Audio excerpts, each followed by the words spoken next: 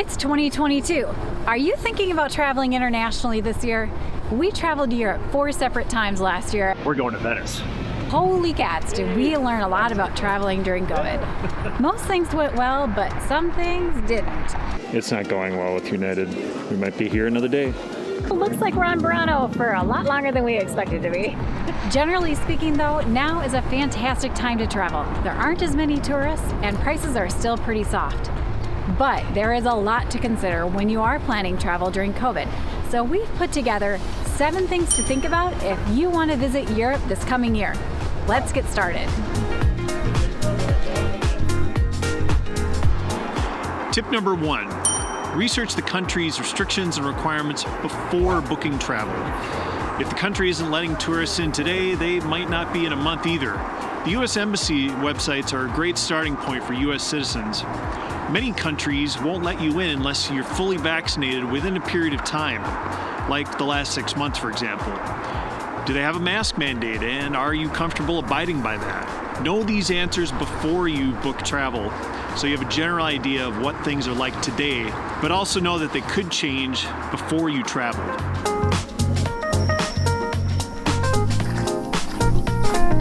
Tip number 2, keep an eye on COVID-related data. A super easy way to get this data is to simply Google the country and the word COVID.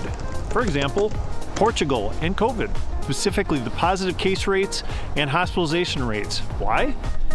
Because high rates of either of these metrics could mean the country is considering changing restrictions. Authorities are carefully trying to balance economic needs with safety, and restrictions could change at any time. You might also use this information to determine whether to keep your existing plans. For example, we changed our France itinerary while we were in France last year because the case rates were rising and we decided to avoid the largest cities.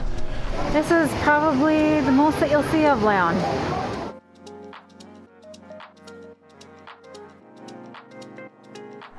Tip number 3. Make flexible travel plans. Only book fully refundable hotels, rental cars, and activities. You could save a bit of money by booking prepaid, but this is not the time to be booking things that will leave you with large amounts of vendor credits. We've been living with COVID long enough now to know that COVID restrictions can change at the drop of a hat, and you never know how short or how long they'll be in place.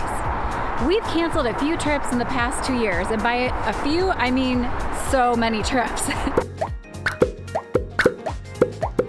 And although we have a lot of airline credits, we only lost 1 non-refundable hotel night. Make smart money choices and book refundable plans.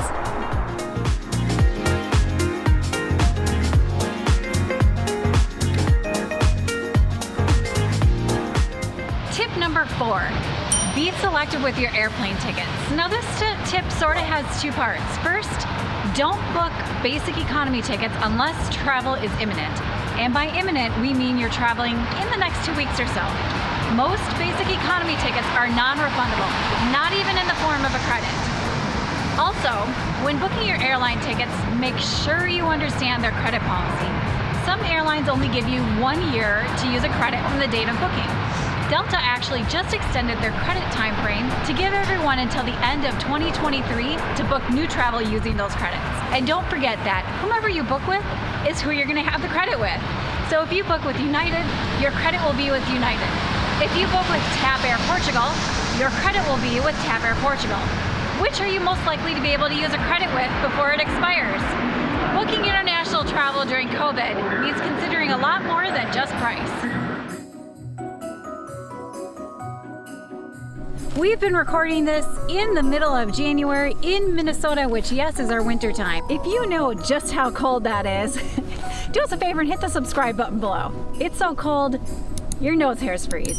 When your eyes water, it freezes to your cheeks. Your face freezes into that goofy face your mom told you that it would freeze into when you were a child. It's so cold you no longer care what you look like when you're filming with the camera. It's 1 degree outside. 1 degree? I can't work like this.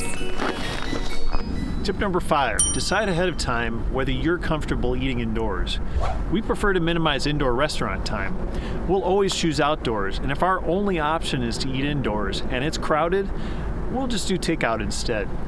Getting food at a supermarket is another great option. We travel with collapsible silicone bowls and camping sporks so that we can eat anywhere we want. For example, a picnic in a park. Tip number 6. We are almost through now. And speaking of being through, traveling internationally during COVID means you have to have a backup plan in case you test positive. It doesn't matter whether you're vaccinated and boosted, you can still catch COVID while traveling. And if you're from the US, you need a negative test within 1 day of flying home.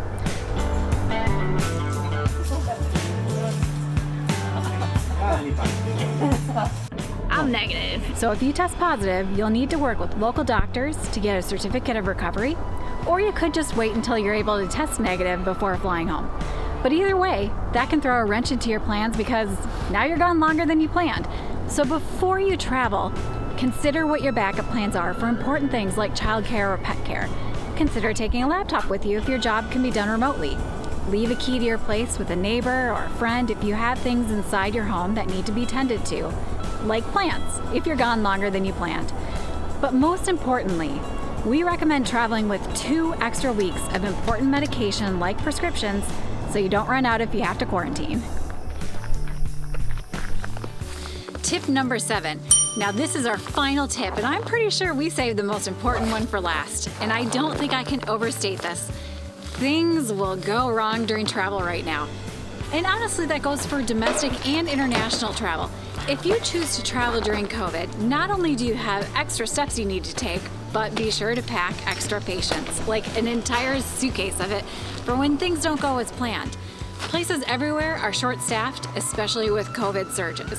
When things don't go perfectly, take a deep breath and remind yourself that it's amazing to be traveling. What's ever going wrong can be fixed with just a little bit of patience and understanding. And we're speaking from experience because we woke up to canceled flights home from Europe on one of our trips last year. It was just canceled. I wish we had packed even more patience for when that happened. If you want to see our miserable day of travel, click the link up here. Are you planning a trip to Europe this year? Let us know in the comments below. We'll be back next week with the start of our Portugal series, where we went to some amazing places you probably haven't heard of before. Thanks for watching. See you next time in Portugal.